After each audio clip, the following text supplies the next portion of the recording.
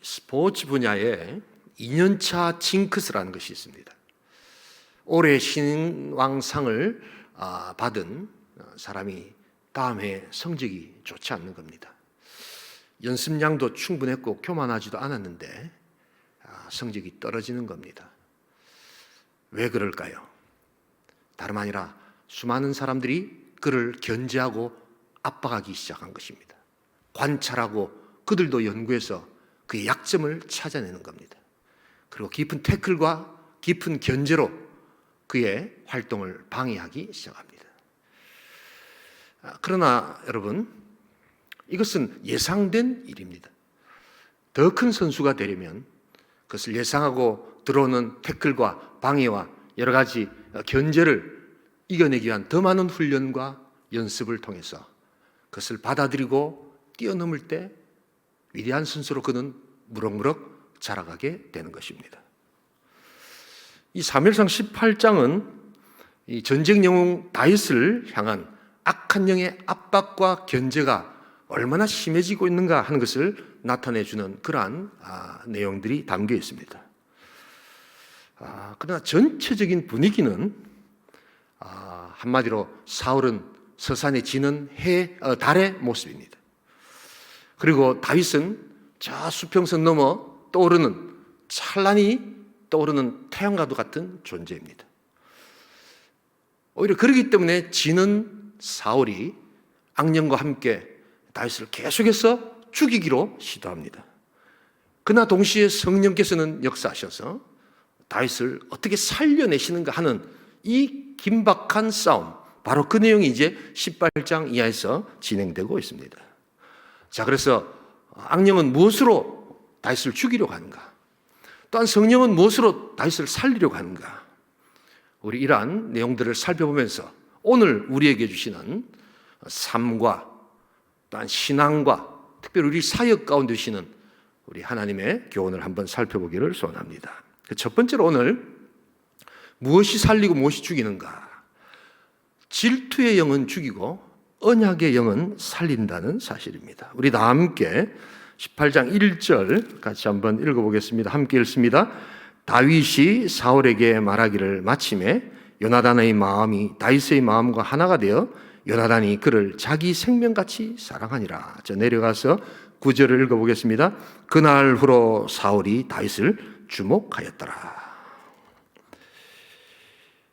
이 나라를 구한 전쟁 영웅 다윗을 향해서 오늘 이 본문에 보시면 극단적으로 상반된 두 시각이 나타납니다.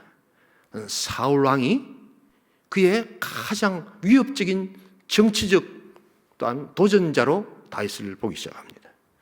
그러나 또한 사울의 아들 요나단은 그를 사랑하기까지 언약을 맺으면서까지 그를 사랑하기 시작합니다. 왜 이렇게 극단적인 모습이 나타날까요? 그래서 다름 아니라 비교를 통한 작은 감정에서 시작된 질투의 마음 때문이었습니다. 특별히 사울에게 이것은 극명하게 나타났습니다. 오늘 이 사울을 이렇게 만든 한 가지 모티브가 있습니다. 우리 7절, 8절 같이 한번 읽어보겠습니다. 여인들이 뛰놀며 노래하여 이르되 사울이 죽인 자는 천천히요 다윗은 만만이로다 한지라. 사울이 그 말에 불쾌하여 심히 노하여 이르되 다윗에게는 만만을 돌리고 내게는 천천만 돌리니 그가 더 얻을 것이 이 나라 말고 무엇이냐 하고. 지난주에 보았듯이 사울은 키의 사람이었습니다. 세상의 욕망과 자신의 정치적인 어떤 능력과 어떤 전쟁의 승리의 모습들로 우쭐해 살아가는 그러한 사람이었습니다. 그러나 이것이 비교로 나타나서 다윗이 자기보다 더 큰 능력을 갖고 있다라고 여론이 휘몰아치기 시작할 때 그는 이제 질투하기 시작하는 것입니다. 그리고 분노하기 시작합니다. 그래서 여러분 이 9절에 보면 그날 후로 사울이 다윗을 주목하였더라 이렇게 평범하게 번역이 되어 있는데 NIV 성경 같은 데 보면 시기 질투하였더라 이렇게 번역이 되어 있습니다. 질투는 여러분 죽이는 것입니다. 질투의 영은 사람을 죽이곤 합니다. 이 철학자 스피노자라는 사람이 그의 책 에티카에서 이 질투라는 것을 정해 놓은 것이 있는데 한번 볼 필요가 있습니다. 질투란 타인의 행복을 좋아하지 않고 타인의 불행을 기뻐하도록 자극하는 인간의 미움의 감정 중에 하나다. 이렇게 되어 있습니다. 말이 길지만 쉽게 말하면 남 잘 되는 게 배가 아프다 이런 겁니다. 배 고픈 거는 참아도 배 아픈 거는 못 참겠다 하는 것이 질투의 감정입니다. 이 질투의 감정은 인간의 타락한 본성의 하나입니다. 그래서 마치 여자만이 질투의 화신으로 바라보는 것은 잘못 접근하고 계시는 것입니다. 이것은 모든 사람들이 가지고 있는 타락된 본성입니다. 오히려 여성들은 여자가 하늘 품면 온열의 서리 정도로만 내리지만 남자들이 질투하기 시작하면 여러분 그것은 피바람이 부는 그러한 살육의 현장이 나타날 수도 있다는 것을 보여주는 의미에서 더 크고 위험한 것입니다. 질투의 특징이 있습니다. 질투가 출발할 때는 아주 가까운 거리에 있는 지근 거리에 있는 사람들 혹은 자기와 비슷한 일을 하는 사람들로 질투는 시작됩니다. 이 알랑드 보통이라는 사람이 쓴 불안이라는 책에 보면 참 이 질투에 아주 적절한 예가 나타납니다. 이 남자들이 재벌 회장이 어떤 좋은 차를 타고 다니는지 그것에 대해서 별로 알고 싶지도 않고 좋은 차를 수억짜리 타고 다녀도 질투하지 않습니다. 근데 옆집 이웃 아저씨가 어느 날 갑자기 자기보다 조금 더 좋은 차를 타고 다니기 시작할 때 뭔가 불편해지기 시작합니다. 여자들이 저 유명 연예인들이 아무리 좋은 옷을 입고 명품 가방을 들어도 별로 질투하지 않습니다. 그러나 연말 여고 동창회에 나갔는데 자기보다 자기 친구가 조금 더 좋은 명품 백을 딴 들고 있다는 것을 보면 그때부터 불편해하기 시작합니다. 그런데 이 불편은 이제 좀 더 심화돼서 불쾌한 감정으로 발전할 때가 있습니다.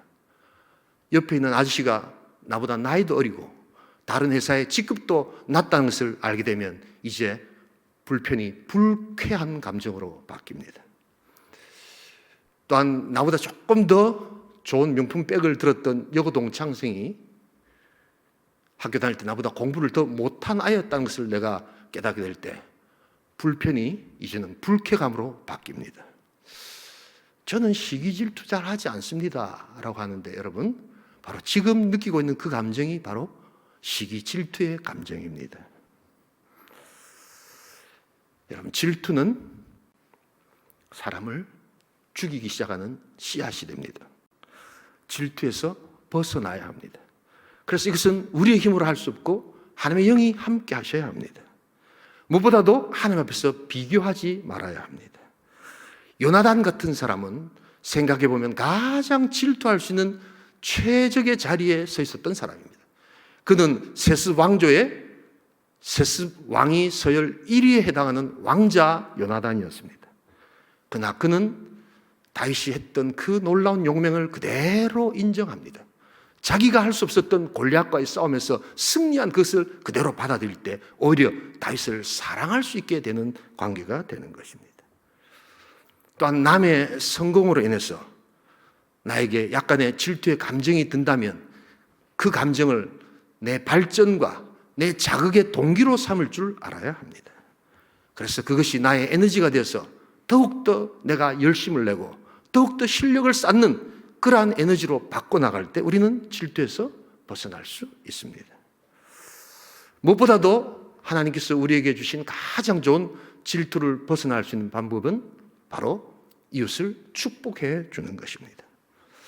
그를 축복할 때 그 축복이 놀라운 은혜의 감정으로 오면서 우리도 함께 축복을 얻는 그러한 상생의 능력을 경험하게 되는 것입니다. 우리 다 함께 요한 3서 우리 새벽 제단에서 보고 있는 말씀입니다. 1장 2절을 같이 한번 읽어보겠습니다. 사랑하는 자여 내 영혼이 잘됨 같이 내가 범사에 잘되고 강건하기를 내가 간구하노라. 여러분 이 놀라운 은혜의 말씀을 축복의 말씀으로 전할 수 있기를 소원합니다. 어느 날 갑자기 이 말씀이 교회 안에서 기복신앙의 대표적인 말씀으로 들어오면서 우리는 이 말씀을 잘 이야기하지 않으려고 합니다. 그것은 너무나도 큰 오해입니다. 내가 잘 되고 당신이 잘 되고 당신이 범사에 강건하기를 내가 강구하는 이것이야말로 참으로 놀라운 하나님의 축복의 역사요, 질투에서 벗어날 수 있는 은혜의 방식이라는 것을 잊지 말아야 합니다. 이웃을 축복해 주십시오. 그래서 당신이 잘 돼야 합니다. 당신이 강건해야 합니다. 당신이 나보다 더욱더 잘 돼야 합니다 라고 하나님의 말씀으로 축복할 때, 내가 간구할 때 하나님은 우리를 질투에서 벗어나게 하시고 우리에게도 더 큰 축복을 주신다는 것을 잊지 말아야 합니다. 이 말씀은 기복신앙의 말씀이 아니라 복음의 말씀이라는 것을 기억하면서 질투의 영이 우리를 죽이려고 할 때 언약의 영으로 살리는 복된 성도, 복된 공동체 될 수 있기를 주님의 이름으로 축복합니다. 두 번째로 오늘 무엇이 죽이고 무엇이 살리는가? 질투의 영은 죽이고 언약의 영이 살리며, 두 번째로는 적개심의 영은 죽이고 사랑의 영이 살린다는 것을 보여주고 있습니다. 우리 다 함께 18장 우리 10절 11절을 같이 한번 읽어보겠습니다. 그 이튿날 하나님께서 부리시는 악령이 사울에게 힘있게 내리매 그가 그 집안에서 정신없이 떠들어대므로 다윗이 평일과 같이 손으로 수금을 타는데 그때 사울의 손에 창이 있는지라. 그가 스스로 이르기를 내가 다윗을 벽에 박으리라 하고 사울이 그 창을 던졌으나 다윗이 그의 앞에서 2번 피하였더라. 우리 저 내려가서 우리 28절 한번 읽어보겠습니다. 여호와께서 다윗과 함께 계심을 사울이 보고 알았고 사울의 딸 미갈도 그를 사랑하므로. 오늘 이 본문에 보시면 이 다윗을 바라보는 또 상반된 시각을 가진 또 한 사람이 나타납니다. 그게 바로 사울 왕과 그의 딸 미갈입니다. 이 악령을 통해서 사울이 다윗 죽이기를 시작하고 있을 때 이제 사울은 질투의 감정을 넘어서서 적개심을 나타내기 시작합니다. 그러나 놀랍게도 생각지 않던 미갈이라는 사울의 딸이 순수한 사랑의 만남으로 다윗을 찾아오기 시작합니다. 여러분, 이 적개심하고 질투하고 어떤 차이가 있는 줄 아십니까? 이 질투는 내면의 감정입니다. 그래서 내면에서 끝날 수 있습니다. 그런데 이 적개심은 이제 이 내면의 감정이 그 상대를 향해서 구체적인 행동으로 나타나는 점에서 미움보다도 훨씬 더 해악이 큰 그러한 감정입니다. 사울이 계속해서 다윗을 죽이려고 합니다. 그래서 창을 던지면서 다윗을 살해하려고 할 때 다윗이 가까스로 피합니다. 오늘 이 본문에 읽어보시면 계속해서 메랍이라는 그의 딸, 그리고 여러 방식으로 다윗을 자꾸만 블레셋의 전쟁터로 내몰려고 합니다. 자기가 손을 대지 않고 블레셋 사람이 죽이게 만들려고 하는 시도를 하고 있습니다. 사울은 분명히 이렇게 생각했을 것입니다. 다윗이 골리앗을 물리친 것은 우연의 일치일 것이다. 그렇게 일어날 수 없는 일이 일어났기 때문에 사울이 다윗을 어떤 형태로든지 블레셋 전쟁터에 다시 보내면 반드시 거기서 그는 죽을 것이다 라는 생각을 하고는 계속해서 그를 사지로 내몰려고 합니다. 이게 바로 적개심의 결과입니다. 이 적개심은 질투를 넘어서는 악한 행위가 나타나는 위험한 행동, 바로 그것입니다. 적개심은 꼭 총이나 칼을 들고 그냥 분노에 차야지만 하는 그러한 모습이 아닙니다. 목사님, 그렇지 않으면 무슨 적개심이 있나요? 여러분, 그렇게 생각하십니까? 마음에 들지 않는 미워하는 직장 동료가 있습니다. 미워할 수 있습니다. 그런데 그 미워하는 동료가 내일 바이어들에게 프레젠테이션을 하기 위해서 PPT 자료를 만들어 놓았습니다. 몰래 들어가서 그 자료에 흠집을 냅니다. 그럼 이것은 미움을 넘어서는 적개심이라는 것을 여러분 알아야 합니다. 미국에서 이런 예가 있었습니다. 미국은 팁을 손님들이 거의 내야 하는 불문율에 가까운 그런 룰이 있습니다. 손님이 와서 팁을 많이 내지 않고 이렇게 나갑니다. 그것에 대해서 기분 나빴던 한 종업원이 그 손님이 주문한 음식에다 침을 뱉어서 나오는 장면이 CCTV에 잡혔습니다. 온 나라가 발칵 뒤집히는 그러한 일이 있었습니다. 침 하나 뱉는 게 뭐 대단하겠느냐라고 하실지 모르지만 그것은 적개심입니다. 그리고 그것은 서로를 죽인다는 의미에서 더 위험한 행위라는 것을 알아야 합니다. 그러나 오늘 그 적개심을 또한 이겨내는 미갈의 그 순수한 사랑, 그 만남을 시도하는 그 모습 가운데서 하나님은 다윗을 살려나가고 있음을 봐야 합니다. 이 한국에 계신 정채봉이라는 사람이 쓴 만남이라는 시가 있습니다. 이 시를 보면 인간의 만남이 몇 가지 종류가 있는데 참 이렇게 아름답게 형상화를 시켜놓은 좋은 시가 있습니다. 이 인간의 만남 중에 생선 같은 만남이 있다는 겁니다. 만났는데 만날수록 비린 냄새가 나고 썩어져 가는 냄새가 나는 그런 만남을 뜻합니다. 또한 꽃송이 같은 만남이 있답니다. 처음에는 화려하고 참 좋았는데 그래서 환호하고 막 이렇게 기뻐했는데 점점점 시간이 가면서 시들어져서 나중에 매정하게 던져버리고 버려버리는 그러한 만남이 꽃송이 만남이다, 이렇게 이야기를 합니다. 자, 그렇다고 할 때 가장 아름다운 만남은 무엇인가? 정채봉 시인은 손수건 같은 만남이다라고 이야기합니다. 힘들고 상대가 땀 흘리고 있을 때 그 땀을 닦아주는 손수건 같은 만남, 그리고 슬플 때 상대가 눈물 흘릴 때 그 눈물을 닦아주는 그러한 손수건 같은 만남이 우리에게 필요하다는 것입니다. 어떤 의미에서 사울은 다윗을 비린내 나는 생선처럼 만나기 시작했고, 미갈은 손수건을 들고 다윗의 어려움과 아픔을 향하여 닦아주는 손수건의 만남으로 그를 찾아가고 있었던 것입니다. 우리 다 함께 다음 주에 보겠습니다만 먼저 우리 사무엘하 19장 11절 12절을 같이 한번 읽어보겠습니다. 함께 읽습니다. 사울이 전령들을 다윗의 집에 보내어 그를 지키다가 아침에 그를 죽이게 하려 한지라.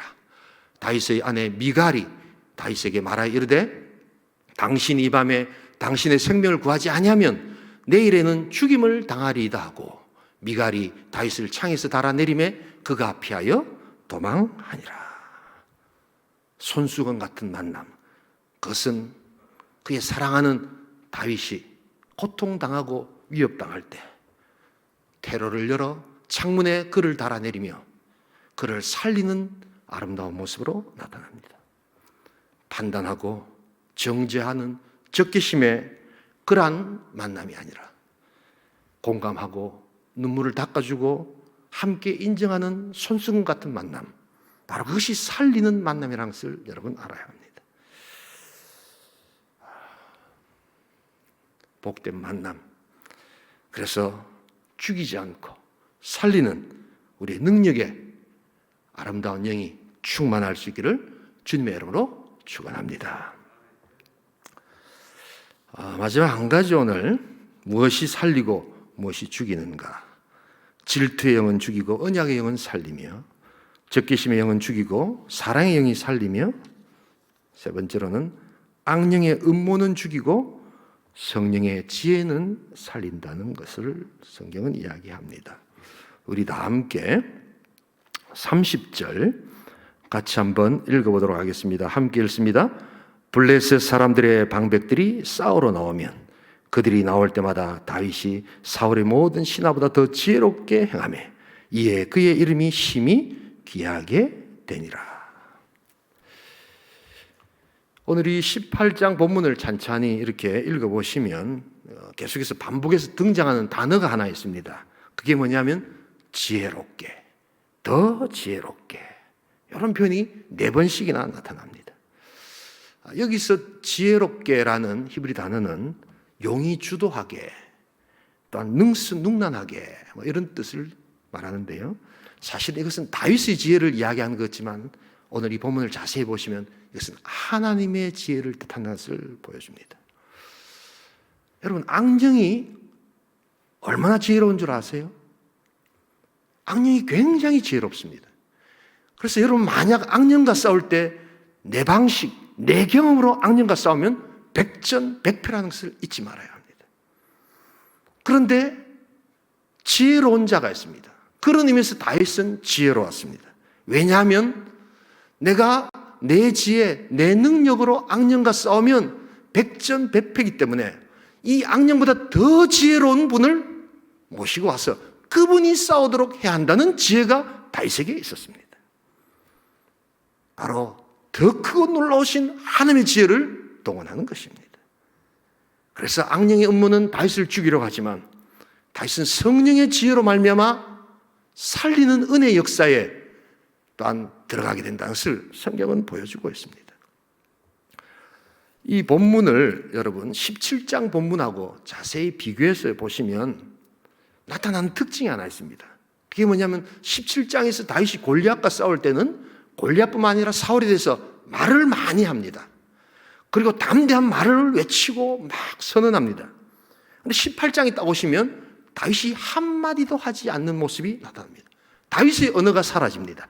딱 한 가지, 메랍을 통해서 사울이 미끼로 다윗을 이렇게 끌어내려고 할 때 그것 아닌데요 라고 거절하는 한마디 외에는 18장에 다윗은 아무 말을 하지 않습니다.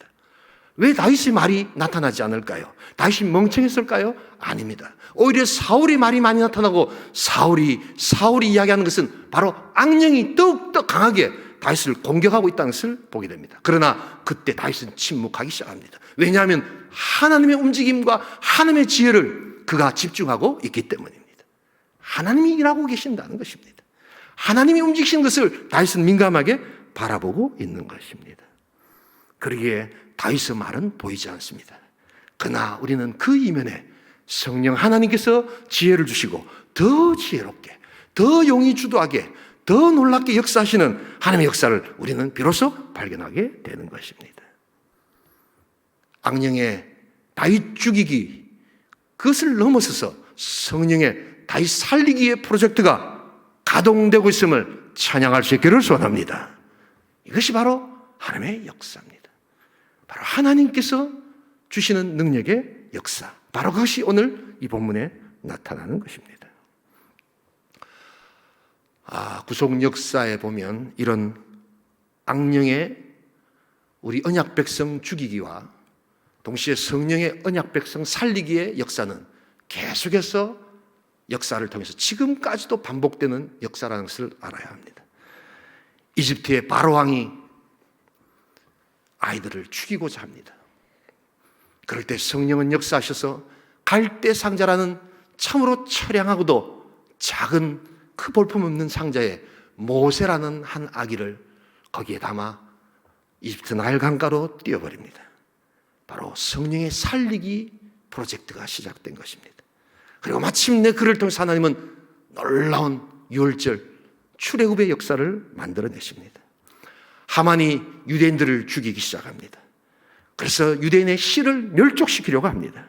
그럴 때 모르드게를 통하여 하나님께서는 그가 달릴 장대에 마침내 하만을 달게 하시는 놀라운 하나님 유대인 언약 백성 살리기의 역사를 하나님은 보여주십니다. 성탄절이 다가오고 있습니다.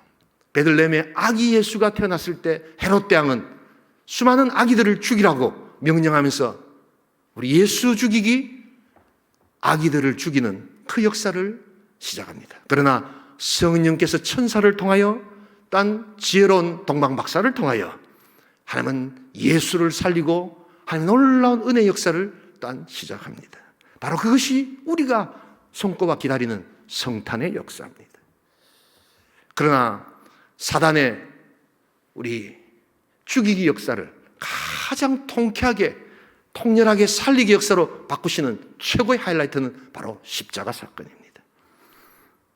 사단이 불의한 자들을 통하여 예수 죽이기에 그들은 성공한 것처럼 기뻐했지만 하나님께서는 바로 그 십자가를 통하여 온 인류를 구원하시는 하늘 역사를 살리기 프로젝트로 만들어 가셨던 하나님의 것을 우리들이 기억할 때 성령의 지혜, 하늘의 능력을 우리가 바라보는 복된 성도 될 수 있기를 주님의 이름으로 축원합니다.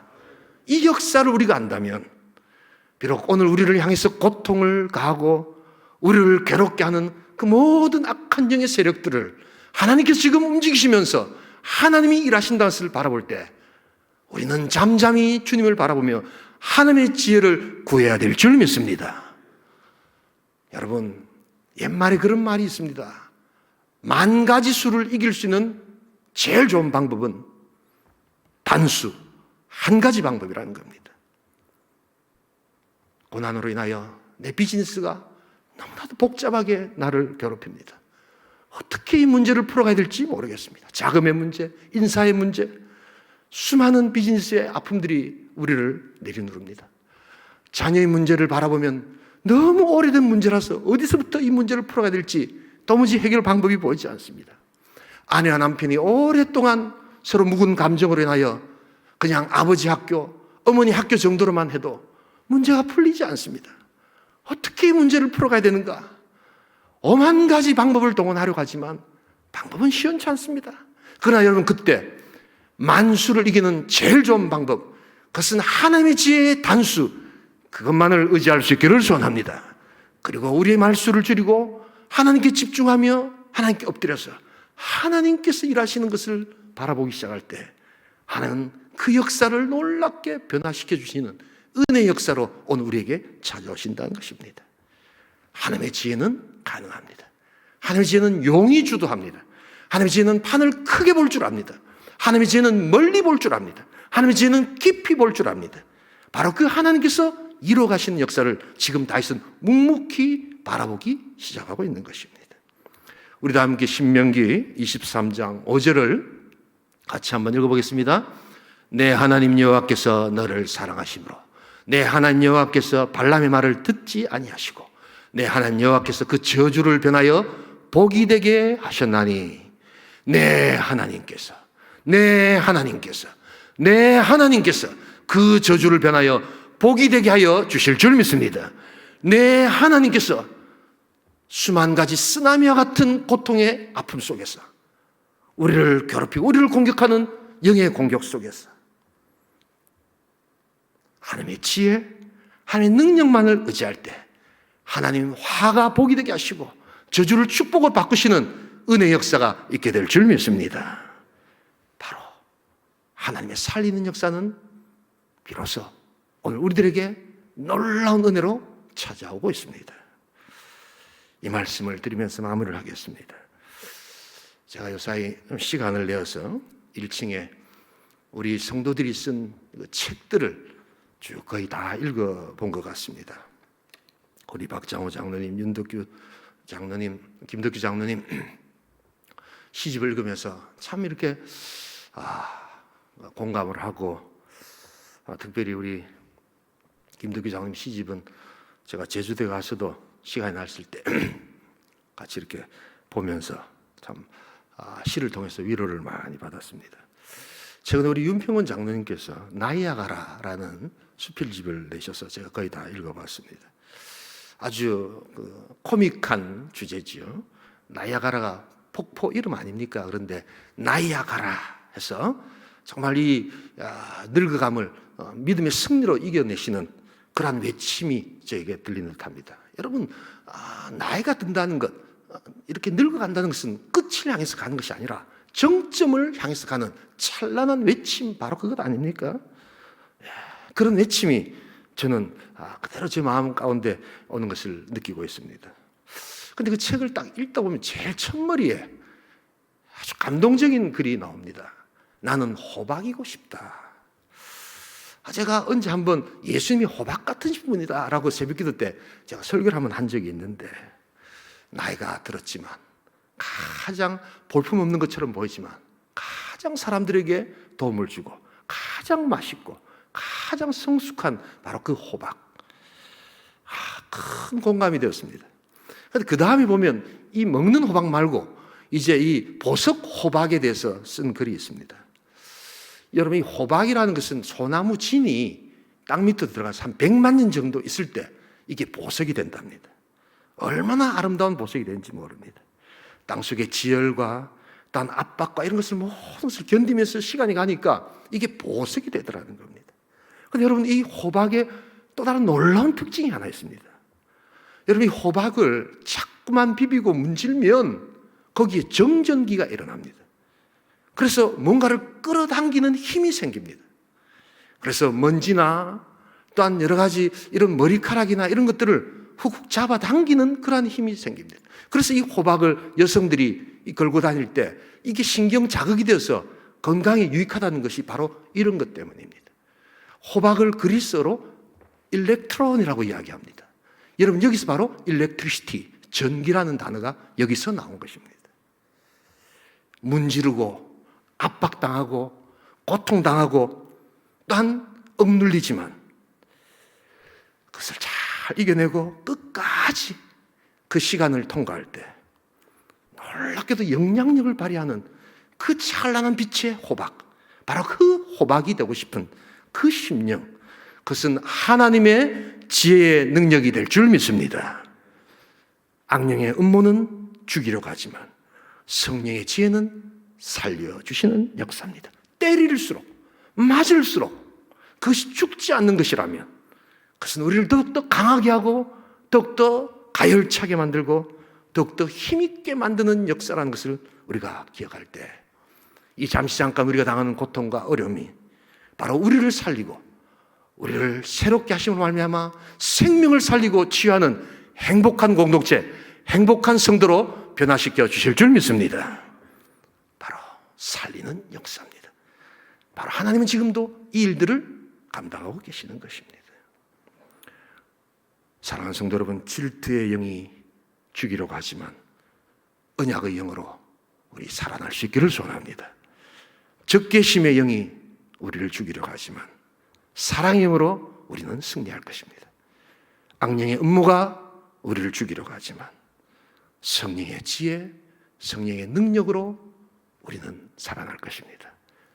고통과 어려움과 눈물이 잠시 잠깐 우리들에게 있지만 우리는 바로 이 하나님의 일하심과 하나님의 지혜를 묵묵히 바라보면서 영이 주도하게, 능수능란하게 그의 영의 역사를 이루어가시는 하나님과 함께 승리하는 복된 성도, 복된 공동체 될 수 있기를 주님의 이름으로 축원합니다. 우리 시간 한번 기도하기를 원합니다.